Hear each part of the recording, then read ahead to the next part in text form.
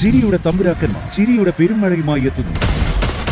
Fun baby fun August 30 മുതൽ ശനി ഞായർ ദിവസങ്ങളിൽ രാത്രി 8 മണിക്ക് നമ്മുടെ സൂര്യ ടിവിയിൽ.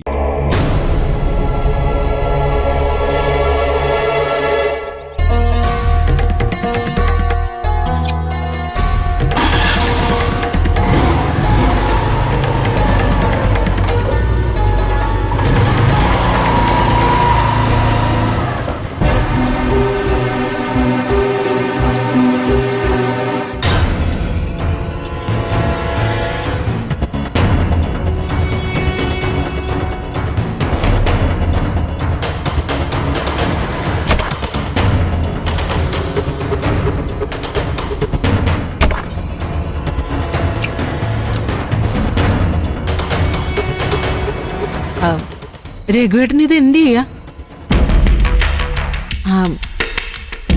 അതെ, ആ സ്വർണം എവിടെ സൂക്ഷിക്കുമെന്ന് രഘുവേട്ടൻ ആലോചിച്ചോ? ഈ അലമാരയിലൊക്കെ സൂക്ഷിച്ച ആരുടെയെങ്കിലും കണ്ണിൽ പെടാതിരിക്കില്ല.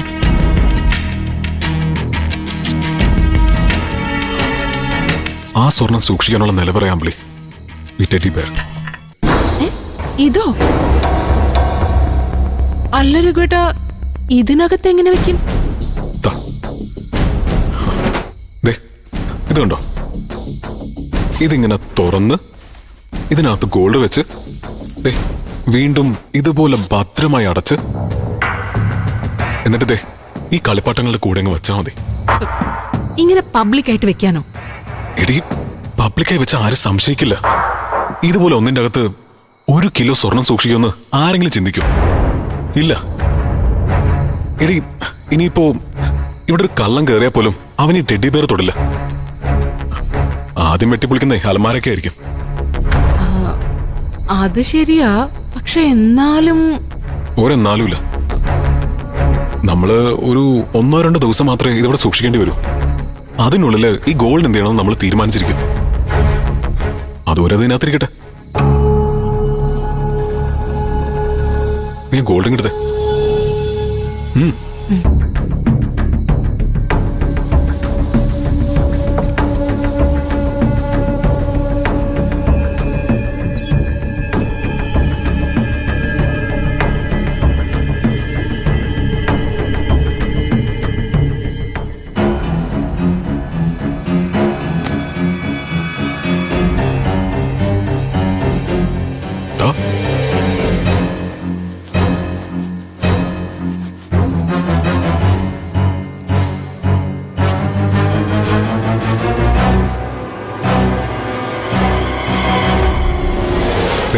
അറിയുന്നില്ലല്ലോ, അത്രേ ഉള്ളൂ.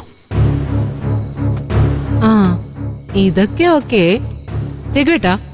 നമ്മൾ എന്തെങ്കിലും ബിസിനസ് ആരംഭിക്കുകയാണെങ്കിലേ അത് ആരുടെ കെയർ ഓഫിൽ ചെയ്യണമെന്നാ രഘുവേട്ടൻ വിചാരിക്കുന്നേ? ഞാൻ ആലോചിച്ചിട്ട് വിശ്വസിക്കാവുന്ന ഒരാള് ശബരിയ. പഴയതുപോലെ ഗാർമെന്റ്സ് ബിസിനസ് തുടങ്ങാനാണെങ്കിൽ ശബരി നമ്മളെ സഹായിക്കും. ശബരി വിശ്വസ്തന, സഹായിക്കാനുള്ള മനസ്സും അവനുണ്ട്.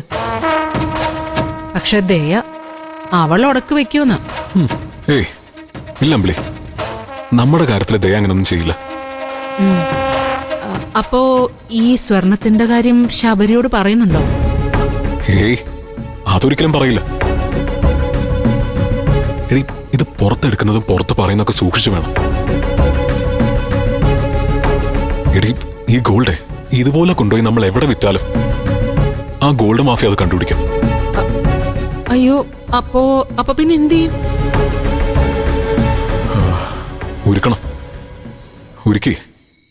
ഉരുക്കി ഇതിന്റെ രൂപം മാറ്റണം. അതിന് ആ ജോലി അറിയുന്ന ആരെങ്കിലും വേണ്ട രഘുവേട്ടാ? വേണം. കുറച്ചധികം പണം കൊടുത്താലും ചതിക്കില്ലെന്ന് ഉറപ്പുള്ള ഒരാൾ തന്നെ വേണം. ഞാൻ കണ്ടുപിടിച്ചോളാം. അമ്പിളി,